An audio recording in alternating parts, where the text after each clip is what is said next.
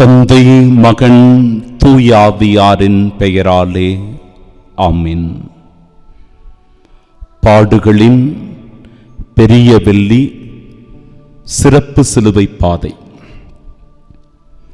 ஆண்டவருடைய பாடுகளை இன்றைய சமூக சூழ்நிலையோடு ஒப்பிட்டு ஒரு சில முக்கியமான நிகழ்வுகளை நம் மனக்கண் முன்பாக கொண்டு வந்து இயேசுவின் பாடுகளை முழுமையாய் தியானிப்போம். அந்த பாடுகளோடு நாமும் பங்கெடுப்போம். இயேசுவின் பாடுகள் எனக்காக, இயேசுவின் பாடுகள் என் பாவத்திற்காக, இயேசுவின் பாடுகள் நான் குணமாவதற்காக, இயேசுவின் பாடுகள் நான் மீட்பு பெறுவதற்காக என்கிற உணர்வோடு பக்தியோடு இந்த சிலுவை பாதையில் பங்கெடுப்போம். ஜெபிப்போமாக. எங்களுக்காக கசையடிப்பட்டு, முள்முடி சூட்டப்பட்டு, எள்ளி நகையாடப்பட்டு, பாரமான சிலுவை சுமந்த இயேசுவே, உம்முடைய பாடுகளை இவ்வேளையில் நாங்கள் நினைவு கூறப் போகிறோம். இயேசுவே, ஒவ்வொரு நிலையும் தியானிக்கின்ற போது நீர் எப்பேற்பட்ட துயரங்களை, வேதனையை, கொடுமையை, சித்திரவதையை எங்களுக்காக அனுபவித்தீர். இந்த மானிட குலத்தின் மீட்புக்காக நீர் பாடுபட்டீர். பாரமான அந்த சிலுவை சுமை என்பது என் பாவமே, என் பெரும் பாவமே என்பதை நாங்கள் உணர்ந்து கொள்ளுகிறோம். அதற்காக ஆண்டவரே, மனம் வருந்தி உம்மிடத்தில் மன்னிப்பு கேட்கிறோம். அப்பா, உம் பாடுகளில் பங்கேற்பதன் வழியாக எங்கள் வாழ்வு புனிதமடைய, எங்கள் வாழ்வு மாறுபட, உமக்குரியதாய் மாறி இயேசுவே, உம் மீட்பில் பங்கு பெறுகிற மகளாக, உம் உயிர்ப்பில் பங்கெடுக்கின்ற நல்ல சகோதர சகோதரிகளாக, நிலை வாழ்வில் பங்கு பெறுகின்ற பாக்கியம் பெற்றவர்களாய் வாழ வரம் வேண்டி செபிக்கின்றோம். ஆமென்.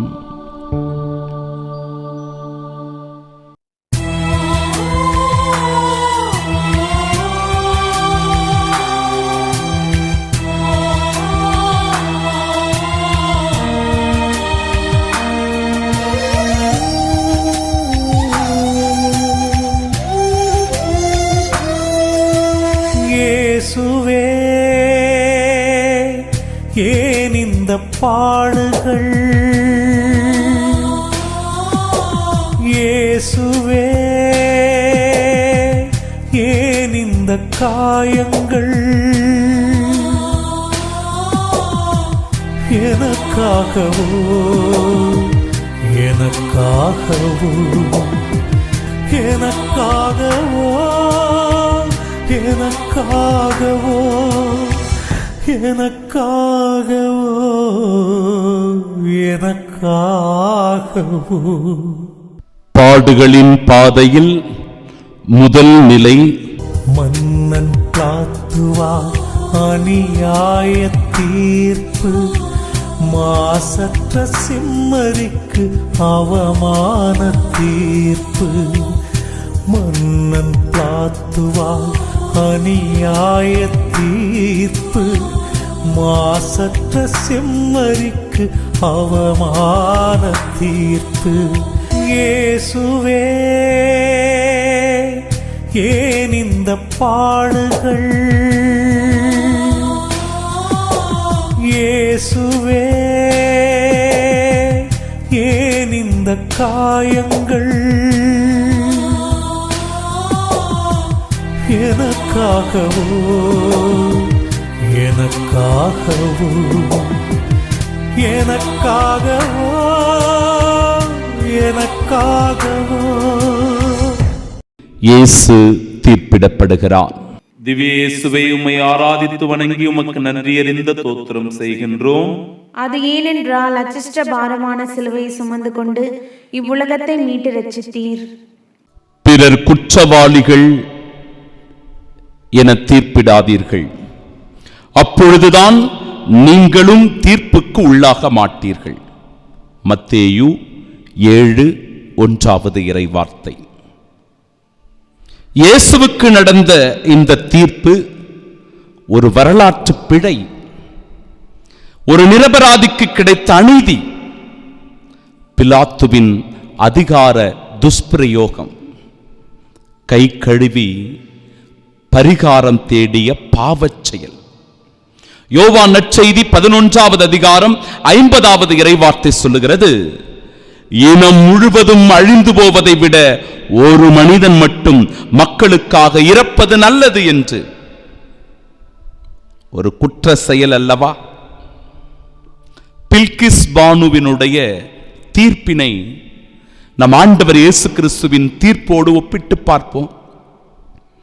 2002ஆம் ஆண்டு குஜராத் மாநிலத்தில் ஒரு பெரிய குற்ற செயல் நடந்தது. 11 பேர் கூட்டாக சேர்ந்து கொண்டு பாலியல் பலாத்காரம் செய்தார்கள்.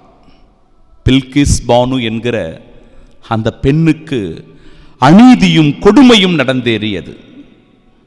அவருடைய குடும்பத்தில் இருந்த 7 பேரை அநியாயமாக கொன்று போட்டார்கள். இப்படிப்பட்டவர்களுக்கு நீதிமன்றம் தண்டனை வழங்கியது. ஆனால் காலப்போக்கில் தண்டனைகள் குறைக்கப்பட்டு பொது மன்னிப்பு என்கிற பெயரில் அநியாயம் நடந்தேறியது.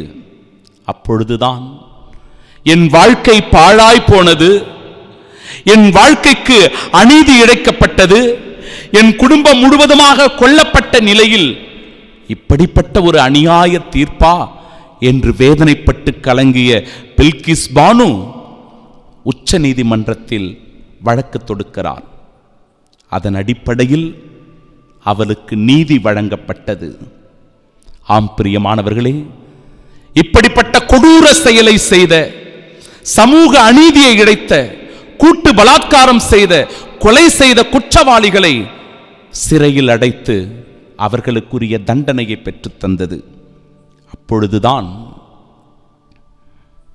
பில்கிஸ் பானு இவ்வாறு சொல்லுகிறான்.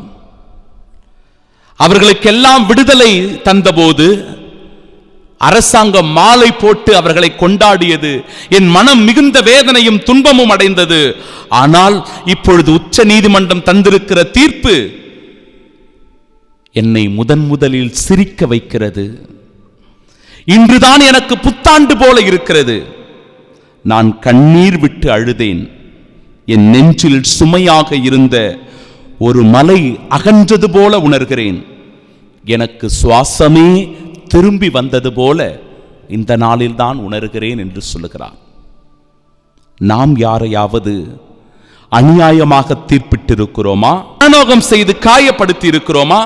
அடுத்தவர்கள் மீது வீண் குற்றம் சுமத்தி வீண் பழி போட்டு நிரபராதிகளை குற்றவாளிகள் ஆக்கியிருக்கிறோமா? சிந்தித்து பார்ப்போம். மனம் வருந்துவோம். ஆண்டவரிடத்தில் மன்னிப்பு கேட்போம். கண்களை மூடி செபிப்போம். அநியாய தீர்ப்புக்குள்ளான இயேசுவே, நாங்களும் கூட தீர்ப்பிடுகிறோம். பிறர் மீது வீண் பழி சுமத்துகிறோம். பிறரை பொல்லாதவர்களாக, அநியாயக்காரர்களாக தவறான தீர்ப்பிடுகிறோம், அவமானப்படுத்துகிறோம். அவர்களுக்கு எதிராக பழி பாவங்கள் செய்து குற்றம் புரிகிறோம். இயேசுவே, தெரிந்தோ தெரியாமலோ தவறான குற்ற செயல் செய்வதற்காக மனம் வருந்தி உம்மிடத்தில் மன்னிப்பு கேட்கிறோம். அப்பா, உம்மீது வீண் பழி சுமத்தப்பட்ட இந்த கொடூரமான தீர்ப்பினை என் வாழ்வில் நான் ஒருபோதும் தவறாக பாவ குற்ற செயலாக செய்யாதவாறு என் மனதை பக்குவப்படுத்தும். என் மனதிற்கு ஆறுதல் தேறுதலை தந்து என்னை ஆசிர்வதியும். ஆமீன். எங்கள் பேரில் தயவாயிரும் சுவாமி, எங்கள் பேரில் தயவாயிரும். எங்கள் பேரில் தயவாயிரும் சுவாமி, எங்கள் பேரில் தயவாயிரும். மரித்த விசுவாசிகளின் ஆன்மாக்கள் சர்வேசனுடைய இரக்கத்தினால் நித்திய சமாதானத்தை இளைப்பாற கடவது. பாடுகளின் பாதையில் சுயநல சூழ்ச்சிகள் அரங்கேறும் நேரம் இறையேசு தோள் மீது சிலுவையின் பாரம் சுயநல சூழ்ச்சிகள் அரங்கேறும் நேரம் இறையேசு தோள் மீது சிலுவையின் பாரம். இயேசுவே ஏன் இந்த பாடுகள், இயேசுவே ஏன் இந்த காயங்கள், எனக்காகவோ எனக்காகவோ எனக்காகவோ எனக்காகவோ. பாடுகளின் பாதையில் சிலுவையின் சுமையோ தோள் மீது அழுத்த முதல் முறை இயேசு மண் மீது விழுந்தார். சிலுவையின் சுமையோ தோள் மீது அழுத்த முதல் முறை இயேசு மண் மீது விழுந்தார். இயேசுவே ஏன் இந்த பாடுகள், இயேசுவே ஏன் இந்த காயங்கள், எனக்காகவோ எனக்காகவோ எனக்காகவோ எனக்காகவோ. முதல் முறை நம் ஆண்டவர் இயேசு கிறிஸ்து கீழே விழுகிறார். திவ்ய இயேசுவை உம்மை ஆராதித்து வணங்கி உமக்கு நன்றியறிந்த தோத்திரம் செய்கின்றோம். அது ஏனென்றால் அச்சிஷ்ட பாரமான சிலுவை சுமந்து கொண்டு இவ்வுலகத்தை மீட்டு ரட்சித்தீர். தோல்வி, பலவீனம், தடுமாற்றம். மனிதன் ஏன் விழுகிறான்? ஏன் அவன் வாழ்வில் தடுமாறுகிறான்? அவன் பலவீனத்தினாலும் அவன் குற்ற பாவ செயலினாலும் தான் அவன் விழுகிறான். நம் பலவீனம் என்ன? என் அன்பு சகோதரனே, சகோதரியே, உன் பலவீனம் என்ன? குடிப்பழக்கமா? போதை பழக்கமா? பேராசையா? பொறாமையா? காமவெறியா? விபச்சார செயலா? உன் குற்ற செயல் என்ன? உன் பாவ செயல் என்ன? உன் பலவீனம் என்ன? சிந்தித்து பார். 1 கொரிந்தியர் 10வது அதிகாரம் 12வது இறைவார்த்தை, எனவே தாம் நிலையாக நிற்பதாக நினைத்துக் கொண்டிருப்பவர் விழுந்து விடாதபடி பார்த்து கொள்ளட்டும். பரத்தமையில் ஈடுபடுவோர் 1 கொரிந்தியர் 6:9 முதல் 10 வரை உள்ள இறைவார்த்தைகள். பரத்தமையில் ஈடுபடுவோர், சிலைகளை வழிபடுவோர், விபச்சாரம் செய்வோர், தகாத பாலுறவு கொள்வோர், ஒருபால் புணர்ச்சியில் ஈடுபடுவோர், திருடர், பேராசை உடையோர், குடிவெறியர், பழிதூற்றுவோர், கொள்ளையடிப்போர் ஆகியோர் இறை ஆட்சியை உரிமையாக்கிக் கொள்வதில்லை. இப்படிப்பட்ட குற்ற செயல்களில், தவறுகளில், பாவ செயல்களில் ஈடுபடுவோருக்கு இறையாட்சி இல்லை.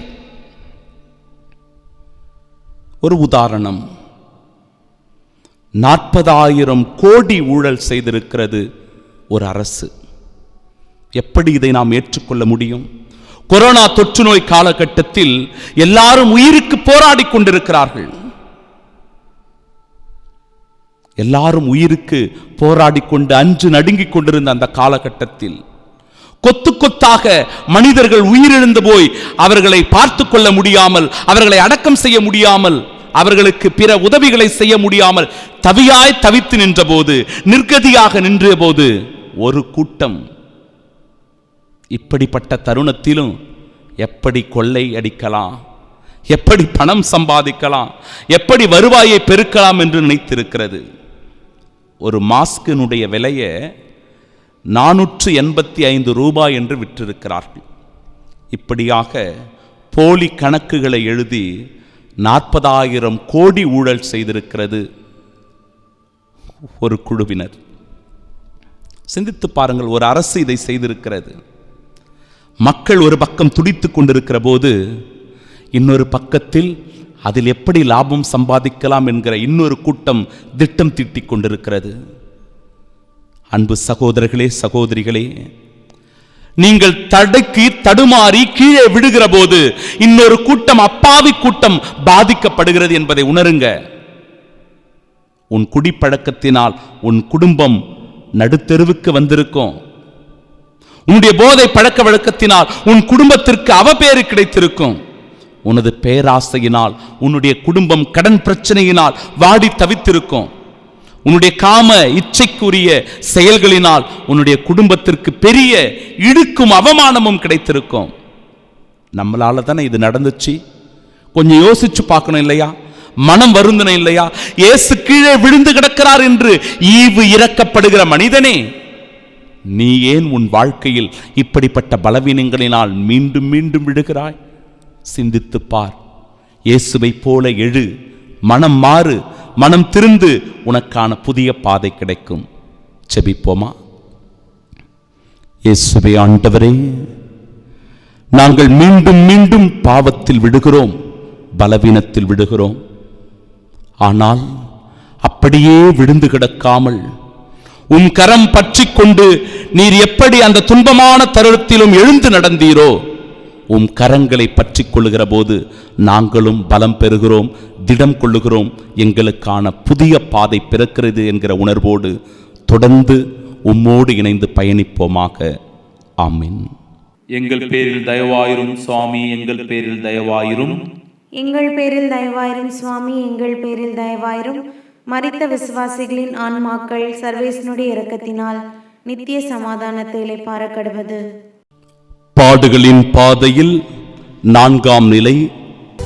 தாயும் சேயும் உறவாலே தேட அன்னையும் ஏற்றாள் பிரிவாலே வாட. தாயும் சேயும் உறவாலே தேட அன்னையும் ஏற்றாள் பிரிவாலே வாட. இயேசுவே, ஏன் இந்த பாடுகள்? இயேசுவே, ஏன் இந்த காயங்கள்? எனக்காகவோ எனக்காகவோ எனக்காகவோ எனக்காகவோ. இயேசு தம் தாயை சந்திக்கிறார். திவ்ய இயேசுவை உம்மை ஆராதித்து வணங்கி உமக்கு நன்றியறிந்த தோத்திரம் செய்கின்றோம். அது ஏனென்றால் அச்சிஷ்ட பாரமான சிலுவையை சுமந்து கொண்டு இவ்வுலகத்தை மீட்டு ரட்சித்தீர். எபேசியர் 6:2-3 இறைவார்த்தைகள். உன் தந்தையையும் தாயையும் மதித்து நட, இதனால் நீ நலம் பெறுவாய், மண்ணுலகில் நீடூடி வாழ்வாய். நம் வீட்டில் உள்ள நம் அப்பா அம்மா தாத்தா பாட்டிகளுடைய நிலைமை என்ன? அவர்களை நன்றாக கவனித்துக் கொள்ளுகிறோமா? அவர்களோடு அமர்ந்து பேசி உறவாடுகிறோமா? அவர்களோடு நன்றாக பழகுகிறோமா? அவர்களின் தேவையை உணர்ந்து கொண்டு அவர்களுக்கு உதவி செய்கிறோமா? அவர்களை கவனிக்கிறோமா? சிந்தித்து பார்க்க வேண்டும். உதாரணத்திற்கு கரூர் மாவட்டம் வட்டம்பட்டி என்ற இடத்தில் குடிபோதையில் இருந்த மகனுக்கு அறிவுரை சொன்னாராம் ஒரு தாய். ஆனால் அந்த அறிவுரையை ஏற்றுக்கொள்ளாத அந்த குடிகாரன் பழனியம்மாள் என்கிற அந்த தாயை மதுபோதை தலைக்கேறிய முத்துராஜ் கடபாரையிலேயே அடித்து கொண்டிருக்கிறான். இந்த கொடூர செயல் அரங்கேறி இருக்கிறது. தன் தாயையே கடபாரையால் அடித்துக் கொள்ளுகின்ற கொடூரம். கோவை மாவட்டம் வெள்ளிமலைப்பட்டினம் என்கிற இடத்தில் குடிப்பழக்கத்திற்கு அடிமையான ஒருவர் கார்த்திக் தன்னுடைய அப்பா அம்மாவிடத்திலே போய் குடிப்பதற்காக பணத்தை கேட்டிருக்கிறான். குடிக்க கூடாதுப்பா, வேண்டாம், அது தவறு என்று பணம் கொடுக்க மறுத்திருக்கிறார்கள் அந்த நல்ல பெற்றோர். ஆனால் சுந்தரம் துளசி என்கிற அந்த பெற்றோரை கார்த்திக் அரிவாளாலேயே வெட்டி கொலை செய்திருக்கிறான். என் அன்பு சகோதரனே, அன்பு சகோதரியே, உன் பெற்றோர் எங்கே? முதியோர் இல்லத்திலா, அநாதை இல்லத்திலா, மனநலக காப்பகத்திலா, அல்லது வீட்டு சிறையிலேயே அவர்களை நீ அடைத்து வைத்திருக்கிறாயா? சிந்தித்துப் பார். இயேசுவின் தாயை ஆண்டவர் இயேசு கிறிஸ்து பார்க்கிறார். அந்த தாய் தன் மகனை பார்க்கிறார். நாம் நம்முடைய பெற்றோர்களை பார்க்கிறோமா? அவர்களை கவனிக்கிறோமா? சிந்திப்போம். ஆண்டவரிடத்தில் வரம் வேண்டி செபிப்போம். இயேசுவே, ஆண்டவரே, உன் தாயை சந்தித்தீர். தாயிடத்திலிருந்து ஆறுதலை பெற்றீர். அந்த தாயிடத்திலிருந்து நீர் பலனை பெற்றீரப்பா. பலவீனம் அடைந்திருக்கிற உன் உடல், உன் மனம் அந்த தாயை சந்திக்கிற போது ஆறுதல் பெற்றது, வலிமை பெற்றது, திடம் கொண்டது.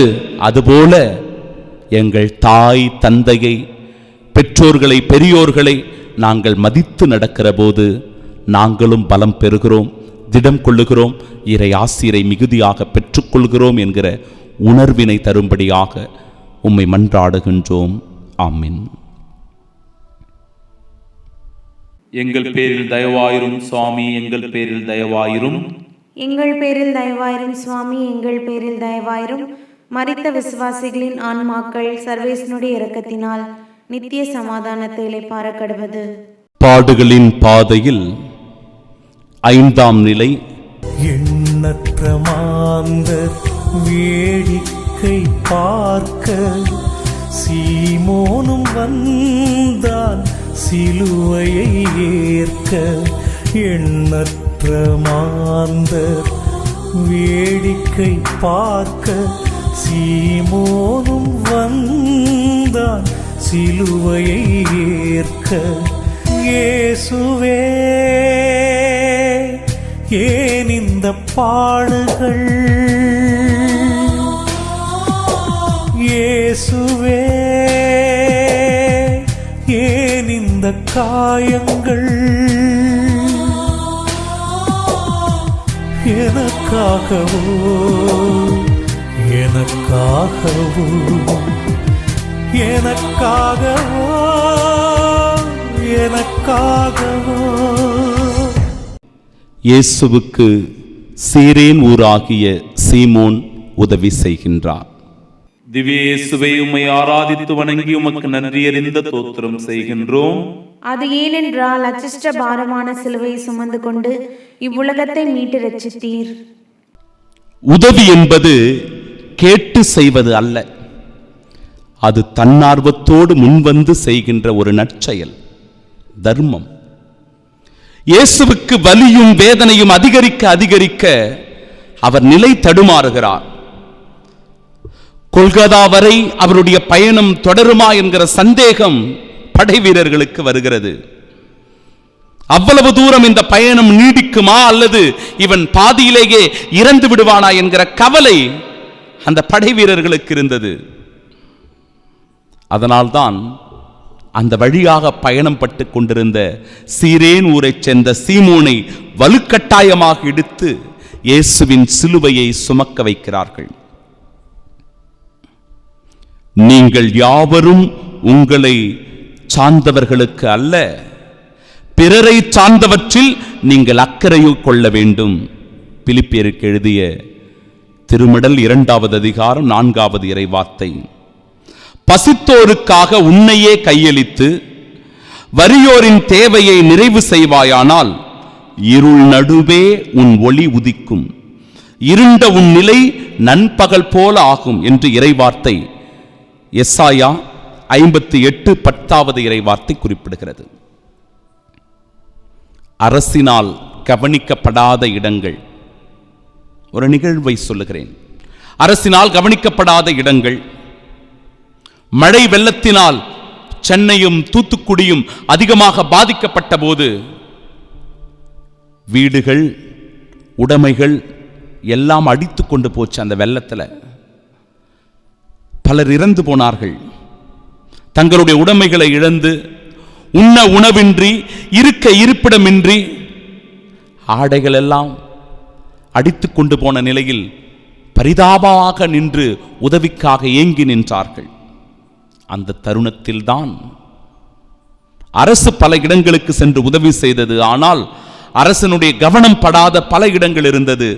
அந்த இடத்திற்கு ஓடோடி சென்று உதவி செய்தார்கள் பல நல்ல உள்ளம் படைத்த, தாராள மனம் படைத்த, மனிதநேயம் மிக்க மனிதர்கள். அதில் ஒருவர்தான் விஜய் டிவி பாலா. 200 குடும்பத்திற்கு 1000 ரூபாய் நன்கொடை வழங்கி 3 லட்சத்திற்கும் மேற்பட்ட நிவாரண பொருட்களை எல்லாம் வழங்கி அந்த இக்கட்டான சூழ்நிலையில் தன்னால் முடிந்த உதவியை தாராள மனதோடு வந்து செய்தார். பணம் பலம் படைத்தவர்கள் இருந்தார்கள், நிறைய வசதி வாய்ப்புகள் இருந்தவர்கள் இருந்தார்கள். ஆனால் அவர்களெல்லாம் தங்களை எப்படி பாதுகாத்துக் கொள்ளலாம், தன் பணத்தையும் தன்னுடைய சொத்துக்களையும் எப்படி பாதுகாத்துக் கொள்ளலாம், பதுக்கிக் கொள்ளலாம் என்று பயந்து நடுங்கி அவற்றின் மீது அவர்கள் கண்ணும் கருத்துமாய் இருந்தபோது சில நல்ல உள்ளங்கள், தாராள மனம் படைத்தவர்கள் ஓடோடி சென்று உதவி செய்தார்கள்.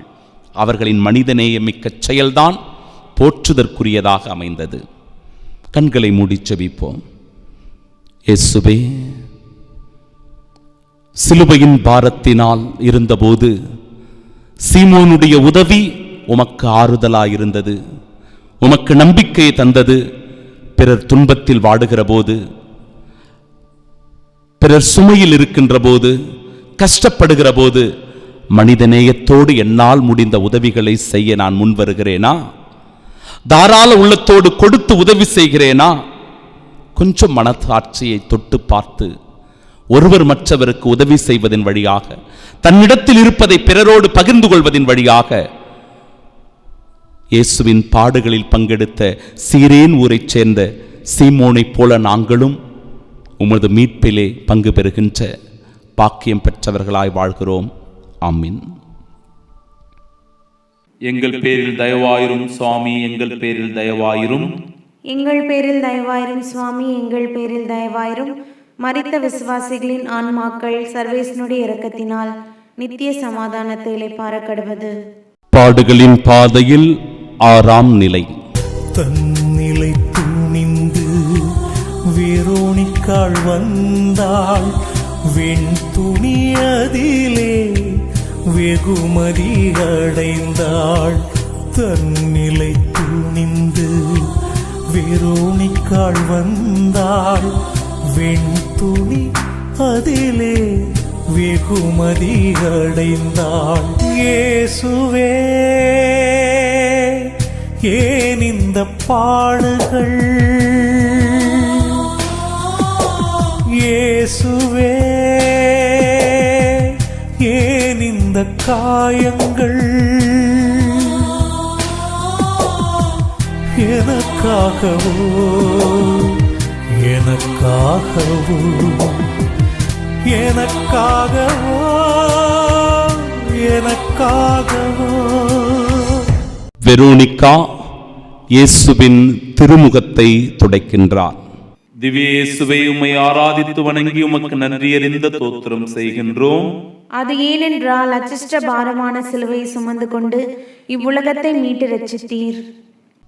இயேசு நம் கண்ணீரை துடைக்கின்றார், நம் அவமானத்தை துடைக்கின்றார். என்றுமே இல்லாதவாறு அவர் சாவை ஒழித்து விடுவார். எசாயா 25:8 இறைவார்த்தை. என்றுமே இல்லாதவாறு அவர் சாவை ஒழித்து விடுவார். என் தலைவராகிய ஆண்டவர் எல்லா முகங்களிலிருந்தும் கண்ணீரை துடைத்து விடுவார். தம் மக்களுக்கு ஏற்பட்ட நிந்தையை இம்மண்ணுலகிலிருந்து அகற்றி விடுவார் என்கிறது. ஒருவரின் அடையாளம் முகம்தான். என் அன்பு சகோதரனே, சகோதரியே, ஒருவரின் அடையாளமே முகம்தான். முகத்தை கொண்டே ஒரு மனிதரை அடையாளம் கண்டுகொள்ளலாம். முகம் அழுகையை காட்டும், முகம் துயரத்தை வெளிப்படுத்தும், முகம் சோகத்தை காண்பிக்கும், முகம் உள்காயத்தை காண்பிக்கும், முகம் ஒரு களைப்பை எடுத்து எம்பும், முகம் வேதனையை வலியை சுமந்து நிற்கும். ஒரு வாழ்க்கை நிகழ்வு.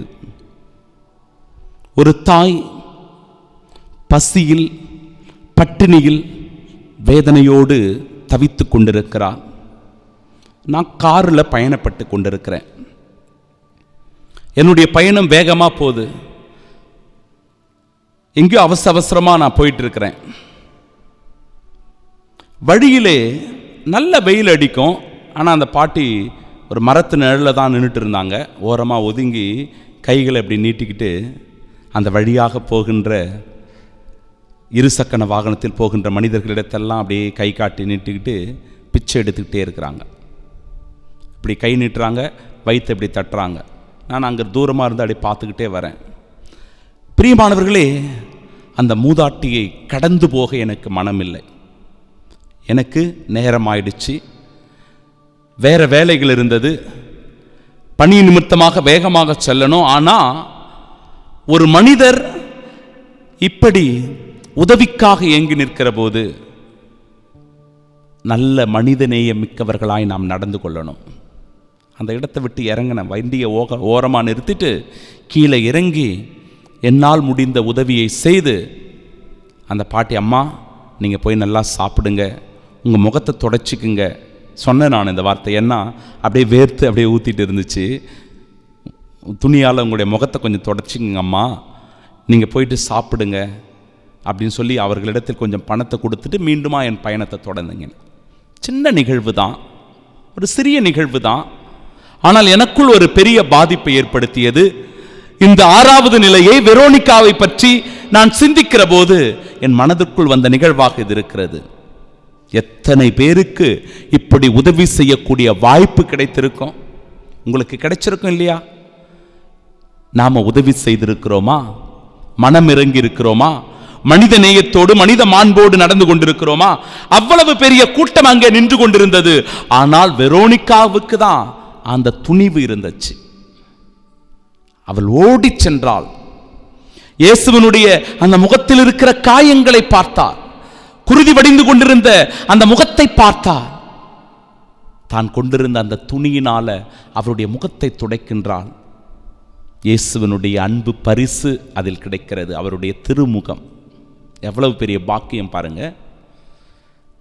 பிறர் துன்பத்தில், வேதனையில், கவலையில், கண்ணீரில் இருக்கும்போது நம்மால் முடிந்த உதவியை நாம் செய்கிற போது கடவுள் நமக்கு பிரதிபலனை தருகின்றார்.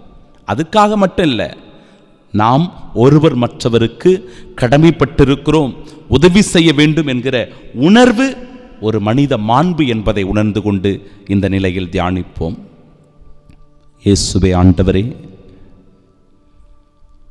உறவை வளர்த்து கொள்ள எங்கள் மனதில் அமைதியும் ஆறுதலும் கிடைக்க வெரோனிகாவை போன்று நாங்களும் துணிவோடு செயலாற்றக்கூடிய வல்லமையை தாரும்.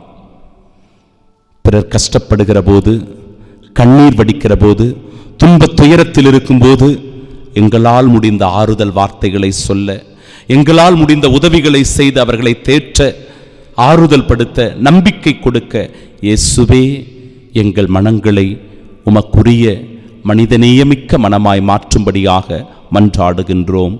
ஆமீன். எங்கள் பேரில் தயவாயிரும் சுவாமி, எங்கள் பேரில் தயவாயிரும். எங்கள் பேரில் தயவாயிரும் சுவாமி, எங்கள் பேரில் தயவாயிரும். மரித்த விசுவாசிகளின் ஆன்மாக்கள் சர்வேசனுடைய இரக்கத்தினால் நித்திய சமாதானத்தை இளைப்பாறக்கடுவது. பாடுகளின் பாதையில் 7ஆம் நிலை. ஓய்வில்லா கசையடி உடலெல்லாம் கிழிக்க மறுமுறை விழுந்தார் இறை மைந்தன் துடிக்க. ஓய்வில்லா கசையடி உடல் எல்லாம் கிழிக்க மறுமுறை விழுந்தார் இறை மைந்தன் துடிக்க. இயேசுவே ஏன் இந்த பாடுகள்? இயேசுவே ஏன் இந்த காயங்கள்? எனக்காகவோ எனக்காகவோ எனக்காகவோ எனக்காகவோ. நம் ஆண்டவர் இயேசு கிறிஸ்து 2ஆம் முறை தரையில் விடுகிறார். திவ்ய இயேசுவே, உம்மை ஆராதித்து வணங்கி உமக்கு நன்றியறிந்த தோத்திரம் செய்கின்றோம். அது ஏனென்றால் அச்சிஷ்ட பாரமான சிலுவையை சுமந்து கொண்டு இவ்வுலகத்தை மீட்டு ரட்சித்தீர். 1 பேதுரு 2:24 இறைவார்த்தை. சிலுவையின் மீது தம் உடலில் நம் பாவங்களை அவரே சுமந்தார். நம் பாவங்களுக்கு இறந்து நீதிக்காக வாழ்வதற்காக இவ்வாறு அவர் செய்தார். அவர் தம் காயங்களால் நீங்கள் குணமடைந்துள்ளீர்கள். நாம் எதில் விழுந்து கிடக்கிறோம்? கடன் பிரச்சனையா, காம இச்சையிலா, போதை பழக்கத்திலா? நாம் எதில் விழுந்து கிடக்கிறோம்? உதாரணத்திற்கு உசிலம்பட்டி சரவணன் என்பவன் கடன் பிரச்சனையினால பாதிக்கப்பட்டு அவனுடைய குடும்பம் மிக பெரும் ஒரு இக்கட்டான சூழ்நிலைக்கு வருகிறது. மிக பெரும் மன உளைச்சலுக்குள் ஆளாகின்ற சரவணன் என்ன செய்வது என்று தெரியாமல் தன் மனைவி, 2 மகள்கள், ஒரு மகன் எல்லாருக்கும் விஷம் கொடுத்து அவர்களை கொன்றுவிட்டு தானும் இறந்து போகிறான். விழுவது கடவுள் நமக்கு கொடுத்திருக்கிற இந்த வாழ்க்கை எழுவதற்காக, ஒளி வீசுவதற்காக, வாழ்வதற்காக. இப்படி பல நேரங்களில் நம்முடைய வாழ்க்கையை நாம் முடித்துக் கொள்ளலாமா? இது நற்செயலா? கொஞ்சம் யோசிச்சு பார்க்கணும். விழுவது இயல்புதான். தோல்வி வரும், துன்பங்கள் வரும், கஷ்டங்கள் இருக்கத்தான் செய்யும். அதற்காக நம்முடைய வாழ்வை முடித்துக் கொள்ளலாமா? அது கோடைத்தனம் இல்லையா? ஒருபோதும் நாம் அதை செய்யக்கூடாது. இன்றைக்கு இருக்கிற இளைஞர்கள், இளம் பெண்கள் சின்ன சின்ன விஷயங்களுக்காக தங்களுடைய உயிரை மாய்த்துக் கொள்ளுகிறார்கள். ஆம், பரீட்சையில் ஃபெயில் ஆயிட்டேன் அப்படின்றதுக்காக இறந்து போகிற மாணவ மாணவியர்கள் உண்டு. சின்ன சின்ன காரியங்களில் ஈடுபட்டு அப்பா ஏதாவது சொல்லிட்டாங்க, அம்மா ஏதாவது பேசிட்டாங்க அப்படின்றதுக்காக இளைஞர்கள், இளம் பெண்கள் உயிரை மாய்த்துக் கொள்வதுண்டு. காதல் தோல்வியினால இறந்து போகிறவர்கள் உண்டு. வாழ்க்கை எவ்வளவு அற்புதமானது, அது எவ்வளவு சுவாரஸ்யமானது, அது எவ்வளவு பெரிய கொடை. அந்த உன்னத கொடையை என் வாழ்வில் நான் பயன்படுத்துகிறேனா? சிந்திக்க இந்த 7ஆம் நிலை நமக்கு அழைப்பு தருகிறது. ஜெபிப்போம். 2ஆம் முறை விழுவது, ஒரு மனிதன் மீண்டும் மீண்டும் தவறுவது இயல்பு. அது அவனுடைய பலவீனம். ஆனால் விழுந்த பிறகு ஒருவரின் மனநிலை எப்படி இருக்க வேண்டும் என்பதை உணர்த்துகிறது. நாம் எழ வேண்டும், விழித்துக் கொள்ள வேண்டும், அடிமைத்தனத்திலிருந்து விடுதலை பெற வேண்டும். தற்கொலை போன்ற கோடை செயல்களுக்கு ஒருபோதும் இடம் கொடுக்க கூடாது. இயேசுவே, உம்மை போல எழுந்து நடக்க வரம் தாரும். ஆமென். எங்கள் பேரில் தயவாயிரும் சுவாமி, எங்கள் பேரில் தயவாயிரும். எங்கள் பேரில் தயவாயிரும் சுவாமி, எங்கள் பேரில் தயவாயிரும். மரித்த விசுவாசிகளின் ஆன்மாக்கள் சர்வேசனுடைய இரக்கத்தினால் நித்திய சமாதானத்தை இளைப்பாற கடவது. பாடுகளின் பாதையில் 8ஆம் நிலை. விழியோடும் நீரா வழி எங்கும் சென்ற மகளிர்க்கு ஆறுதல் சொன்னாரே நின்று. விழியோடும் நீரா வழி எங்கும் சென்ற மகளிர்க்கு ஆறுதல் சொன்னாரே நின்று. இயேசுவே, ஏன் இந்த பாடுகள்? இயேசுவே, ஏன் இந்த காயங்கள்? எனக்காகவோ, எனக்காகவோ, எனக்காகவோ, எனக்காகவோ. இயேசு எருசலேம் மகளிருக்கு ஆறுதல் மொழி கூறுகிறார். திவ்ய இயேசுவை, உம்மை ஆராதித்து வணங்கி உமக்கு நன்றியறிந்த தோத்திரம் செய்கின்றோம். அது ஏனென்றால் அச்சிஷ்ட பாரமான சிலுவையை சுமந்து கொண்டு இவ்வுலகத்தை மீட்டு ரட்சித்தீர். யாருக்காக நாம் அழுகிறோம்? இயேசுவுக்காகவா அல்லது நமக்காகவா? உண்மையிலேயே நாம் நமக்காகத்தான் அழ வேண்டும். லூக்கா நற்செய்தி 23-28 இறைவார்த்தை, எருசலேம் மகளிரே, நீங்கள் எனக்காக அழ வேண்டாம், மாறாக உங்களுக்காகவும் உங்கள் மக்களுக்காகவும் அழுங்கள் என்கிறார் நம் ஆண்டவர். குடிப்பழக்கத்திற்கு அடிமையாகி போயிருக்கிற கணவனுடைய மனமாற்றத்திற்காக அழுங்கள். விசுவாசம் இல்லாமல் ஊதாரித்தனமாக சுற்றித் திரிந்து கொண்டு ஆலயத்திற்கு வராமல் இருக்கின்ற உங்களுடைய பிள்ளைகளுக்காக அழுங்கள். ஆடம்பரத்தையும் பேராசையையும் விரும்பி குடும்பத்தை இக்கட்டான சூழ்நிலைக்கு தள்ளி, கடன் பிரச்சனைக்கு தள்ளி, மிக பெரும் குழப்பத்தில் இருக்கின்ற உன் மனைவிக்காக செபியுங்கள், அவருக்காக அழுங்கள். இதற்காகத்தான் நாம் அழைக்கப்படுகிறோம். ஒரு உதாரணம், சென்ற மாதம் 16ஆம் தேதி 45 வயது மைக்கேல் பிட்லர் என்பவரும் 21 வயது செக்கரி பிட்லர் என்பவரும் போலீசாரால் கைது செய்யப்பட்டு அவர்கள் சிறையில் அடைக்கப்படுகிறார்கள்.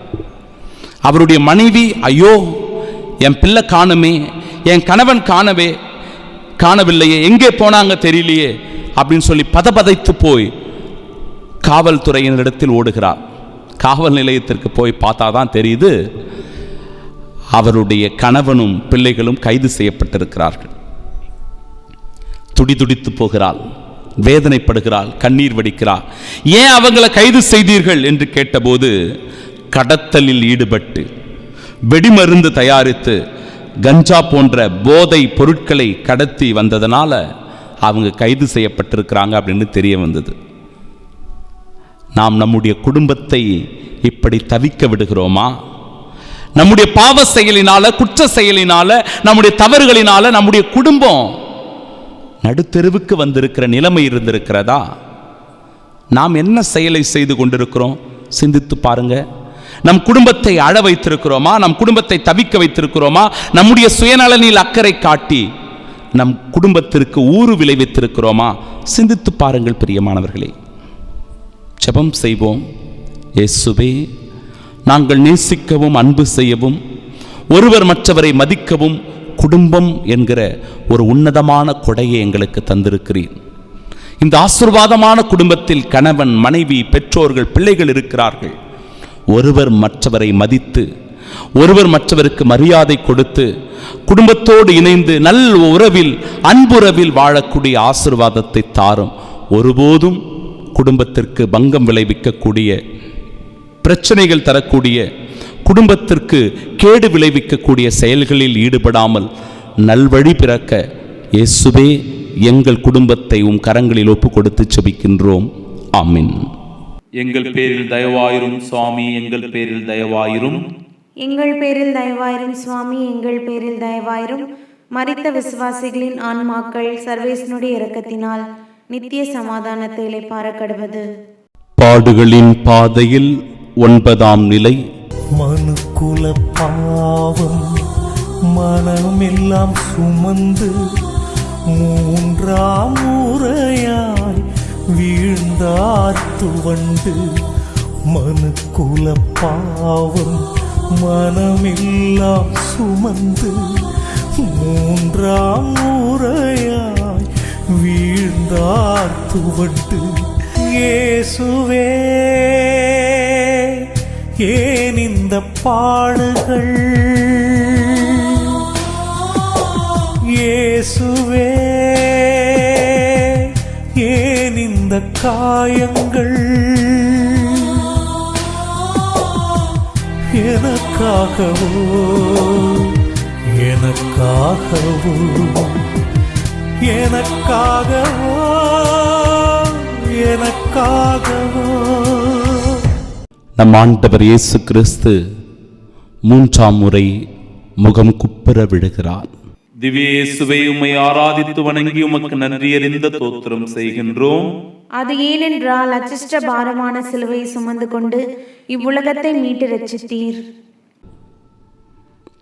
தோல்வி, பலவீனம், நஷ்டம், வியாதி, கடன் பிரச்சனை, விபத்து, இதனால நாமும் கூட பல நேரங்களில் கீழே விழுவோம். நம்முடைய மனநிலை என்ன? நம்மை பார்க்கிற பிற மக்களுடைய மனநிலை என்ன? ஒருவர் கீழே விழுகிற போது கேலி கிண்டல் செய்கிறோமா? அவர்களை எள்ளி நகைக்கின்றோமா? அவர்களை அவமானப்படுத்துகிறோமா? அல்லது அவர்கள் கீழே விழுந்து கிடப்பதை வேடிக்கை பார்த்து நிற்கிறோமா? நீதிமொழிகள் 24:16 இறைவார்த்தை, நல்லவர் 7 முறை விழுந்தாலும் எழுந்து நிற்பர், பொல்லார் துன்பம் வந்தவுடன் விழுந்து விடுவர். ஒரு உதாரணம், அண்ணன் தம்பி வியாபாரம் வழித்து பிழைத்துக் கொண்டு நன்றாக வளர்ந்து வருகிறார்கள். தம்பி காய்கறி கடை, அவனுடைய வியாபாரம் நல்லா ஓடிச்சு. வியாபாரம் செழுமையாக நடந்து கொண்டிருந்தது. திடீரென்று பக்கத்தில் இன்னொரு கடை வந்ததனால இவனுடைய அந்த காய்கறி வியாபார கடை கொஞ்சம் படுத்துருச்சு. இதை பார்க்கிற அண்ணன் சந்தோஷப்படுகிறான். அவனுக்கு இப்படிதான் வேணும். பொண்டாட்டி பேச்சு கேட்டுக்கிட்டு என்ன ஆட்டம் போட்டான். அவனுக்கு இப்படிதான் ஆணும், இவனுக்கு இப்படிதான் வேணும் அப்படின்னு சொல்லி மகிழ்ச்சி கொள்வதை பார்க்கிறோம்.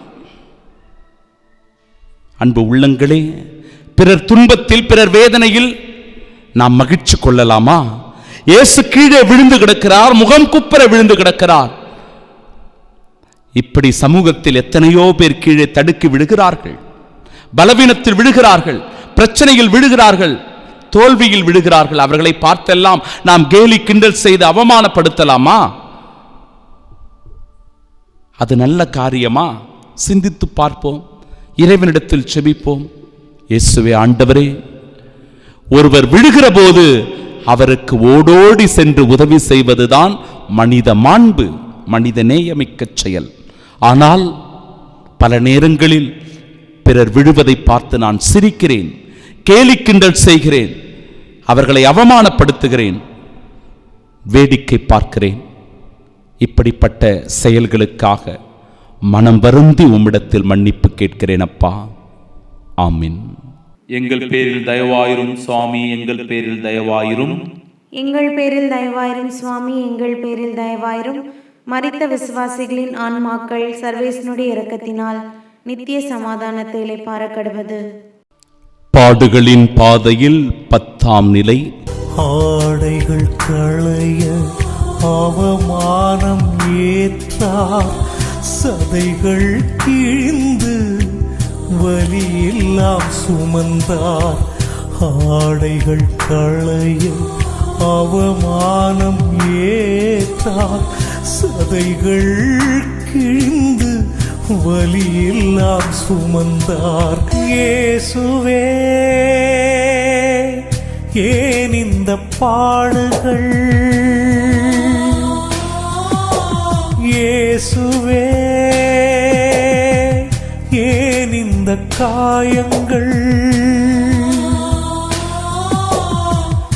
எனக்காகவோ எனக்காகவோ எனக்காகவோ எனக்காகவோ நம் ஆண்டவர் இயேசு கிறிஸ்துவின் ஆடைகளை களைகிறார்கள்.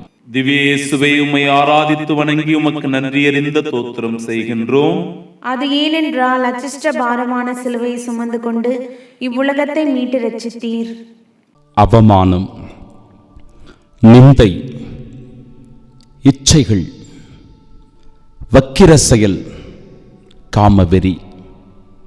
தொடக்க நூல் புத்தகம் 9வது அதிகாரம் 21வது இறைவார்த்தை, நோவா திராட்சை ரசத்தை குடித்து போதைக்குள்ளாகி தம் கூடாரத்தில் ஆடை விலகி கிடந்தார். ஆடையின் நாகரிகத்தை, ஆடை கலாச்சாரத்தை நாம் உணர்ந்து கொள்ள வேண்டும். நம்முடைய பிள்ளைகளுக்கு, நம்முடைய மனைவிக்கு, கணவனுக்கு, குடும்பத்தில் இருக்கிற சிறு பிள்ளைகளுக்கு இந்த ஆடை நாகரிக கலாச்சாரத்தை நாம் சொல்லிக் கொடுத்திருக்கிறோமா? கேளிக்கை நடனம், ஆபாச கரகாட்ட நடனம், ஆபாச புகைப்படங்களை பார்ப்பது, அரை நிர்வாண கோலத்தில் அலைவது, இன்றைக்கு இதெல்லாம் தான் ஃபேஷனாக மாறி போயிருக்கிறது. பொது இடங்களுக்கு செல்லுகிற நம்முடைய பிள்ளைகளை எப்படி நாம் நடத்துகின்றோம், எப்படி நாம் அனுப்பி வைக்கிறோம்?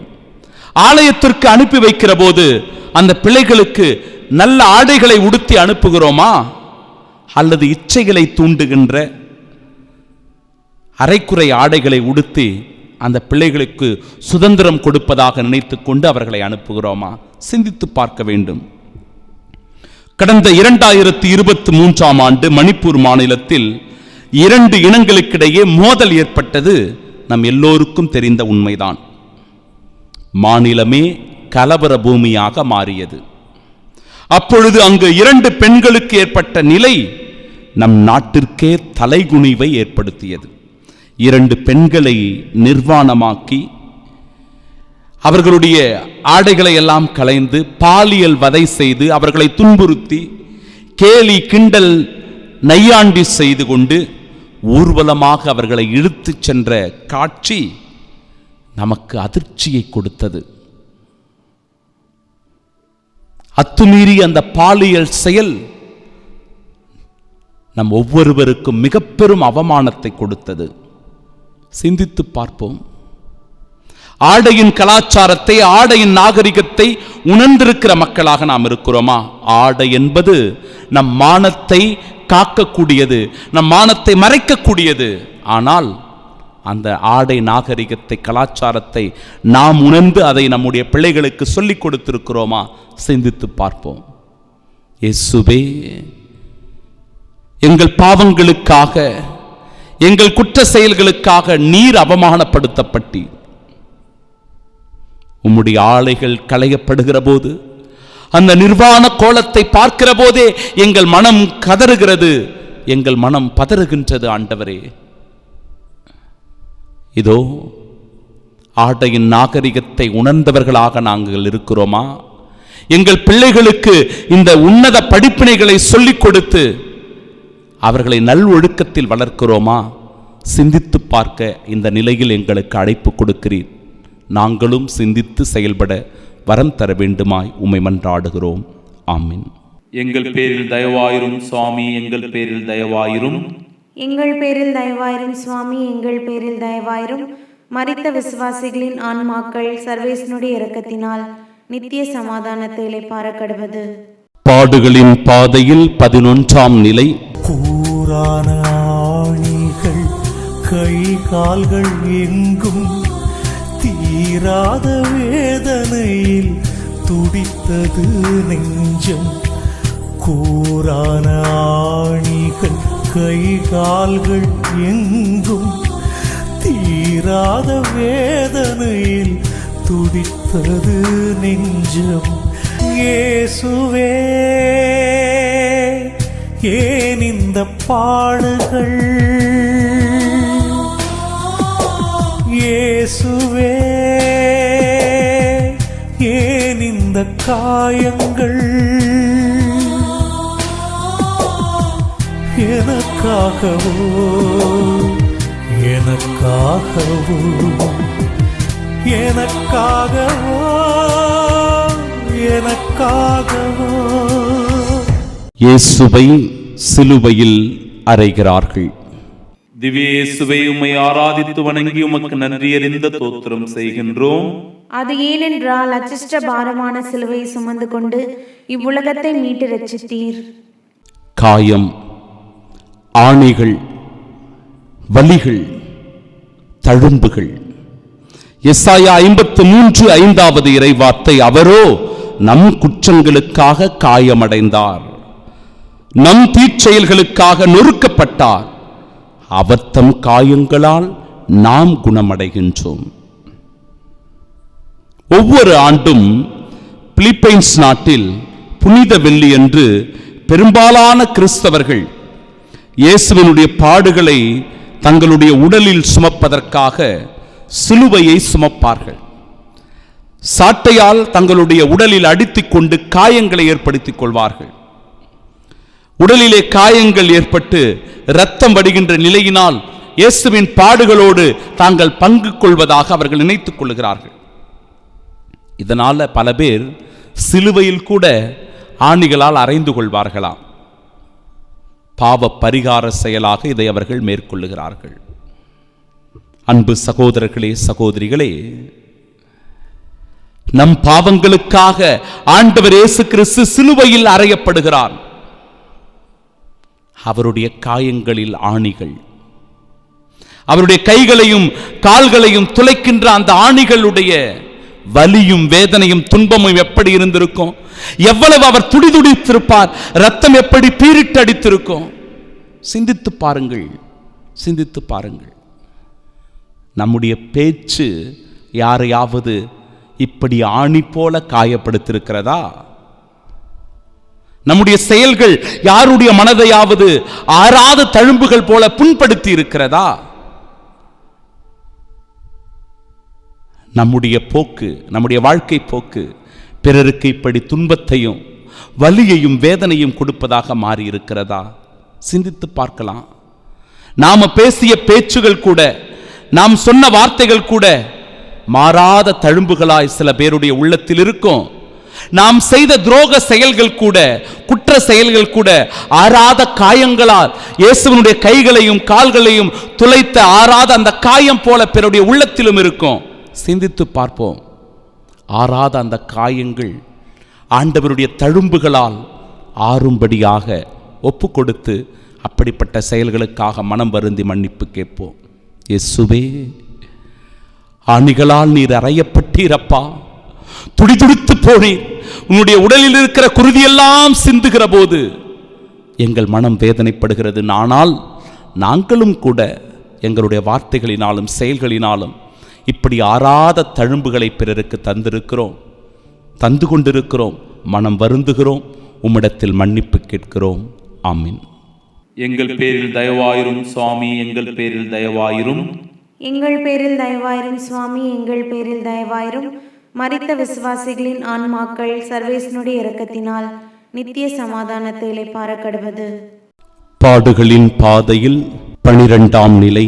சிலுவையில் உயிர் விட்ட என் இயேசு நாதா, எமை மீட்க தலை தந்தாய் என் அன்பு தேவா.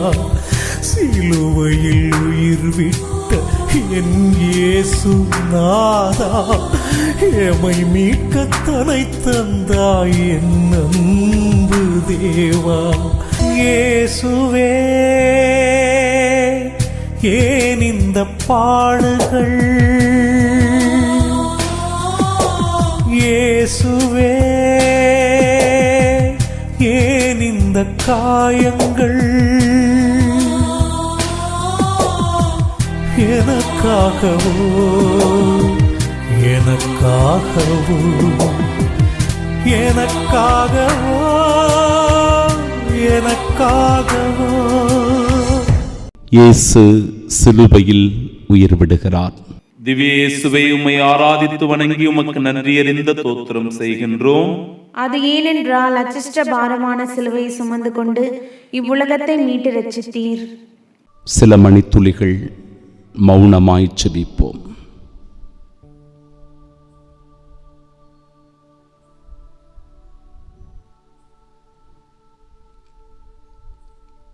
இயேசு இந்த மானுட வாழ்வை சிலுவையில் நிறைவு செய்கிறார். அவருடைய வாழ்க்கை இந்த சிலுவை மரணத்தில் முடிவுக்கு வருகிறது. தவிப்பு, வேதனை, வலி, துன்பம், போராட்டம், திணறுதல் எல்லாம் அந்த சிலுவையில் நடந்தேறியது. உயிரின் மதிப்பு இன்றைக்கு பல பேருக்கு தெரிவதில்லை. ஆம், இந்த உயிர் எவ்வளவு உன்னத கொடை என்பது பலருக்கு புரிவதில்லை. காதலுக்காக தற்கொலை செய்து கொள்வது, வியாபாரத்தில் நஷ்டம் ஏற்பட்டு விட்டது என்பதற்காக தூக்கு போட்டுக் கொள்வது, கடன் பிரச்சனை என்பதனால விஷமருந்து இறந்து போவது, தவறான உறவினை வைத்துக்கொண்டு ஒருவர் மற்றவரை கொலை செய்வது, தேர்விலே தோல்வி அடைந்ததனால மனமுடைந்து போய் தவறான முடிவுகளை எடுப்பது என்று இன்றைக்கு உயிரினுடைய விலை மலிவானதாக மாறிப்போயிருக்கிறது பல பேருக்கு.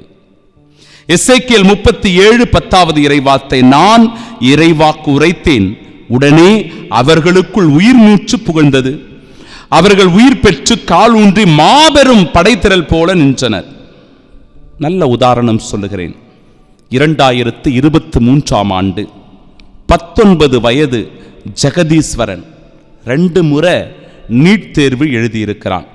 2 முறையும் அவன் தோல்வி அடைந்ததனால என்ன செய்வது என்று தெரியாமல் தற்கொலை செய்து கொள்கிறான். மருத்துவராக வேண்டும் என்பது அவனுடைய கனவு. அவனுடைய கனவு நிறைவேறாமல் இப்படி அவன் தற்கொலை செய்து கொண்டதை பார்த்து அவனுடைய தந்தையும் அந்த சோகத்திலேயே இறந்து போகிறார். தன்னுடைய உயிரை மாய்த்து கொள்ளுகிறார். இந்த துயரம் தமிழகத்தில் நடந்தேறிய போது தமிழகமே மனமுருகி போனது. நமக்கு பல நேரங்களில் இந்த உயிரினுடைய மதிப்பு தெரிவதில்லை, இந்த வாழ்க்கையினுடைய அர்த்தம் புரிவதில்லை. இது கடவுள் நமக்கு கொடுத்த உன்னத பரிசு. நம்முடைய உயிரை மாய்த்து கொள்ளவும், தற்கொலை செய்து கொள்ளவும், தூக்கு போட்டுக் கொள்ளவோ அல்லது விஷம் அருந்தி உயிரை இழப்பதற்கு நமக்கு உரிமை இல்லை. ஏனென்றால் இந்த உயிரை கொடுத்தது கடவுள். கடவுள் உயிரின் மதிப்பு ஒருவருக்கு புரியணும். வாழ்க்கையின் மதிப்பை ஒருவன் உணர வேண்டும். அப்படி உணர்ந்தால் தோல்விகள் வந்தாலும், பிரச்சனைகள் இருந்தாலும், கஷ்டங்கள் வாழ்வில் இருந்தாலும், எவ்வளவு சுமைகள் நம்முடைய வாழ்க்கையில் பாரங்கள் இருந்தாலும் கூட, என் அன்பிற்குரியவர்களே, நம்முடைய வாழ்க்கையை துணிவோடு நம்மால் வாழ முடியும், நம்பிக்கையோடு வாழ முடியும். இயேசுவை பாருங்கள். செபிப்போம். இயேசுவே, சிலுவையில் நீர் உயிர் தந்தது எங்களுக்காக, நாங்கள் வாழ்வு பெறுவதற்காக, நாங்கள் மீட்பு பெறுவதற்காக, நாங்கள் பாவத்திலிருந்து கழுவப்பட்டு புது படைப்பாக மாறுவதற்காக. உயிரின் மதிப்பை உணரச் செய்தருளும். எங்கள் உயிரை வீணாகவோ விளையாட்டுத்தனமாகவோ இழந்து விடாமல் தோல்விகளில், நஷ்டங்களில், கஷ்டங்களில் துணிவோடு எழுந்து செயல்படக்கூடிய ஆர்வத்தையும் நம்பிக்கையும் தரும்படியாக உம்மை மன்றாடுகிறோம். ஆமென். எங்கள் பேரில் தயவாயிரும் சுவாமி, எங்கள் பேரில் தயவாயிரும். எங்கள் பேரில் தயவாயிரும் சுவாமி, எங்கள் பேரில் தயவாயிரும். மரித்த விசுவாசிகளின் ஆன்மாக்கள் சர்வேசனுடைய இரக்கத்தினால் நித்திய சமாதானத்தை இளைப்பாறக்கடுவது. பாடுகளின் பாதையில் 13ஆம் நிலை. தாய்மடி தேடியே அடைக்கலமானாய், ஊனுடல் பிரிந்து இறையடி சேர்ந்தாய். தாய்மடி தேடியே அடைக்கலமானாய், ஊனுடல் பிரிந்து இறையடி சேர்ந்தாய். இயேசுவே, ஏன் இந்த பாடுகள்? இயேசுவே, ஏன் இந்த காயங்கள்? எனக்காகவோ, எனக்காகவோ, எனக்காகவோ, எனக்காகவோ. இயேசுவை அன்னை மரியாவின் மடியில் வளர்த்துகிறார்கள். திவ்ய இயேசுவை உம்மை ஆராதித்து வணங்கி உமக்கு நன்றியறிந்த தோத்திரம் செய்கின்றோம். அது ஏனென்றால் அச்சிஷ்ட பாரமான சிலுவையை சுமந்து கொண்டு இவ்வுலகத்தை மீட்டு ரட்சித்தீர். இது மிக பெரும் துயரம், வலி, வேதனை. பெற்றவர் இருக்கும்போது பிள்ளைகள் இறப்பது கொடூரத்தின் உச்சம்.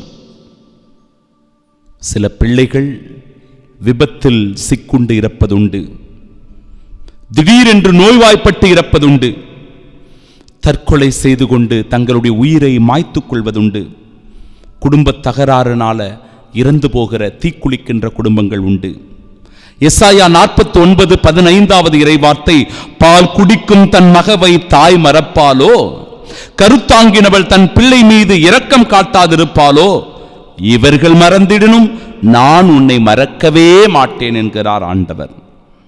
யோவான் நற்செய்தி 19வது அதிகாரம் 26வது இறைவார்த்தை, அம்மா இவரே உன் மகன், சீடரிடம் இவரே உன் தாய் என்றார் நம் ஆண்டவர் இயேசு கிறிஸ்து. அன்னை மரியாள் நமக்கு யார்? அவர் நமக்காக பரிந்து பேசுபவர் அல்லவா? நமக்காக ஆறுதல் தருபவர் அல்லவா? அவருடைய தூய்மையும் எளிமையும் தாட்சியும் நம் வாழ்க்கைக்கு ஒரு முன்னுதாரணம் அல்லவா? அந்த தாயை நாம் உதாசனப்படுத்தலாமா? ஒரு குடும்பம் இக்கட்டான சூழ்நிலையில் தவித்த போது, திராட்சை ரசம் தீர்ந்து போய் அவமானத்தில் இருந்த போது, அன்னை மரியாள் பரிந்து பேசி அந்த குடும்பத்தின் அவமானத்தை துடைத்தவர் அல்லவா? அந்த குடும்பத்தினுடைய இக்கட்டான நிலையை போக்கியவர் அல்லவா? அவருடைய அன்பு மகனான நீங்களும் நானும் அவ்விடத்தில் தஞ்சமடைந்து, அம்மா நான் இந்த துன்பத்தில் இருக்கிறேன், இந்த துயரத்தில் இருக்கிறேன், இந்த வேதனையில் இருக்கிறேன், இந்த நோயினால் அவதிப்படுகிறேன் என்று அவருடைய அன்பு கரங்களை பற்றிக் கொள்ளுகிற போது அன்னை மரியாள் நம்மை கைவிட்டு விடுவாளா? இயேசுவினுடைய உடலையே இந்த நிலையில் தன் மடியில் தாங்கிக் கொண்டிருக்கிற தாய் நம்மை தாங்க மாட்டாளா? பிரியமானவர்களே, சிந்தித்து பார்ப்போம். அன்னையினுடைய கரங்களில் நம்மையும் ஒப்பு கொடுப்போம். அதன் வழியாக இறைவனுடைய ஆசிரை பெற்று பலம் பெறுவோம். செபிப்போமா? இயேசுவே ஆண்டவரே, எங்களுக்காக பரிந்து பேசுகின்ற தேவ அன்னையை கொடுத்திருக்கிறேன். அந்த தாயை நினைத்து நாங்கள் உமக்கு நன்றி சொல்லுகிறோம். எங்கள் துன்பங்களில், துயரங்களில், வேதனைகளில், வழிகளில், பிரச்சனைகளில் அந்த தாயின் அன்பு கரம் பற்றி கொள்ளக்கூடிய ஆசீர்வாதத்தை எங்களுக்கு தாரும். அந்த தாயின் மடியில் படுத்து ஆறுதல் பெறக்கூடிய துணிவை எங்களுக்கு தாரும். ஆமீன். எங்கள் பேரில் தயவாயிரும் சுவாமி, எங்கள் பேரில் தயவாயிரும். எங்கள் பேரில் தயவாயிரும் சுவாமி, எங்கள் பேரில் தயவாயிரும். மரித்த விசுவாசிகளின் ஆன்மாக்கள் சர்வேசனுடைய இரக்கத்தினால் நித்திய சமாதானத்தை இளைப்பாற கடவது. பாடுகளின் பாதையில் 14ஆம் நிலை. மனுமகன் தலை சாய இடமொன்றும் இல்லையே, கல்லறை கூட இங்கு சொந்தமே இல்லையே. மனுமகன் தலை சாய இடமொன்றும் இல்லையே, கல்லறை கூட இங்கு சொந்தமே இல்லையே. இயேசுவே, ஏன் இந்த பாடுகள்? இயேசுவே, ஏன் இந்த காயங்கள்? எனக்காகவோ, எனக்காகவோ, எனக்காகவோ, எனக்காகவோ. இயேசுவை கல்லறையில் அடக்கம் செய்கிறார்கள். திவ்ய இயேசுவை உம்மை ஆராதித்து வணங்கி உமக்கு நன்றியறிந்த தோத்திரம் செய்கின்றோம். அது ஏனென்றால் அச்சிஷ்ட பாரமான சிலுவையை சுமந்து கொண்டு இவ்வுலகத்தை மீட்டு ரட்சித்தீர். நம்ம எல்லோருக்கும் நிரந்தரமான இடமே இந்த கல்லறை தான். ஆனா இன்றைக்கு இருக்கின்ற இந்த நகர்ப்புறம் போன்ற இடங்களில் கல்லறைக்கு கூட பஞ்சம் வந்திருக்கிறது.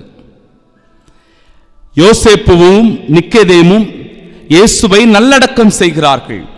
தொடக்க நூல் புத்தகம் 25வது அதிகாரத்தில் ஆபிரகாமின் புதல்வர்களாகிய ஈசாக்கும் இஸ்மையிலும் மம்ரே நகருக்கு கிழக்கே இத்தியனான சோவாரின் மகன் எப்ரோனுடைய நிலத்தில் இருந்த மக்பேலா குகையில் ஆபிரகாமின் மனைவி சாராவோடு ஆபிரகாமை அடக்கம் செய்தார்கள். நல்லடக்கம் செய்தார்கள். 2 பிள்ளைங்களும் சேர்ந்து ஆபிரகாமுக்கு நல்லடக்கம் செய்வதை பார்க்கிறோம். கொரோனா தொற்று நோய் காலகட்டத்தில் டாக்டர் சைமன் அவர்களுக்கு வந்த ஒரு இக்கட்டான நிலை. 100க்கும் மேற்பட்ட நோயாளிகளை குணப்படுத்தியவர், அவர்களுக்கு மறுவாழ்வு கொடுத்தவர். கொரோனா தொற்று நோயினால் பாதிக்கப்பட்டு அவர் இறந்து போகிறார். நல்ல மருத்துவர், மனிதநேயமிக்க உள்ள மனிதன். 55 வயதிலேயே இறந்து போகிறார்.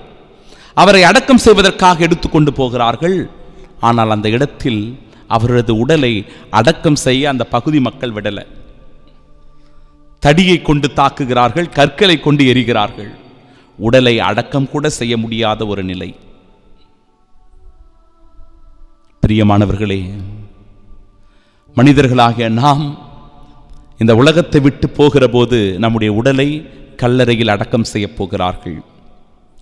நமக்கு எப்பேற்பட்ட அடக்கத்தை நமக்கு தரப்போறாங்க சிந்திச்சு பார்க்கணும். நம்முடைய பிள்ளைகள், நம்முடைய உற்றார் உறவினர்கள் நம்முடைய அந்த இறுதி சடங்கின் போது இருப்பார்களா?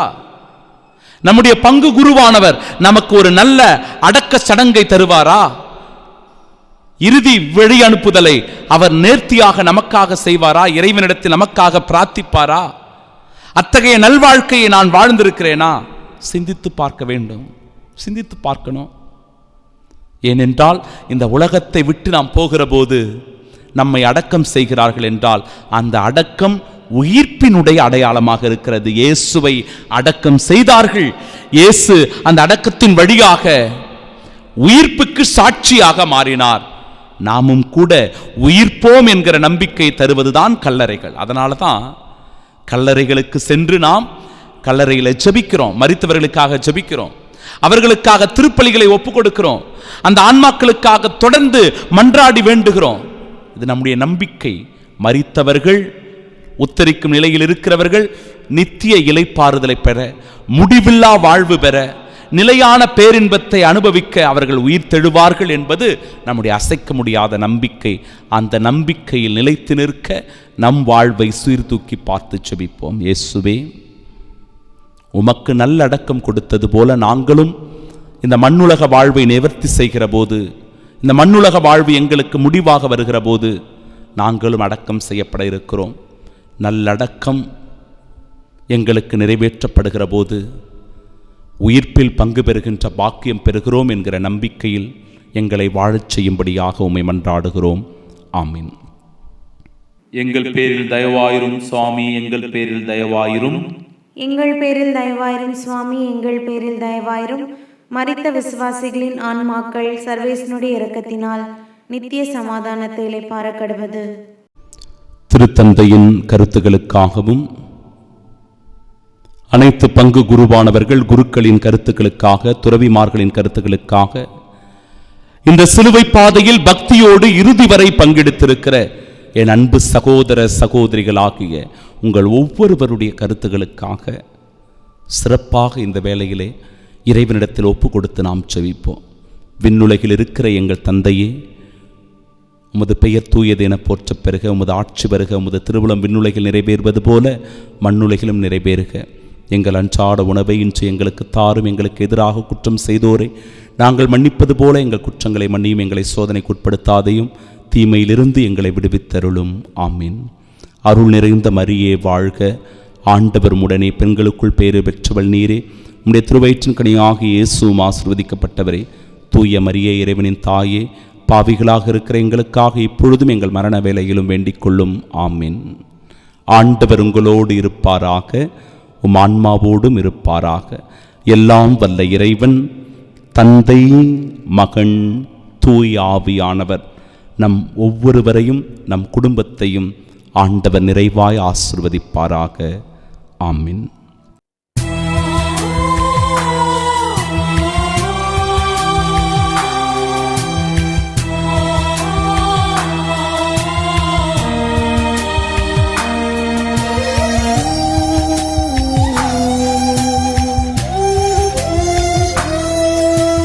இயேசுவே, ஏன் இந்த பாடுகள்? இயேசுவே, ஏன் இந்த காயங்கள்? எனக்காகவோ, எனக்காகவோ, எனக்காகவோ, எனக்காகவோ, எனக்காகவோ, எனக்காகவோ.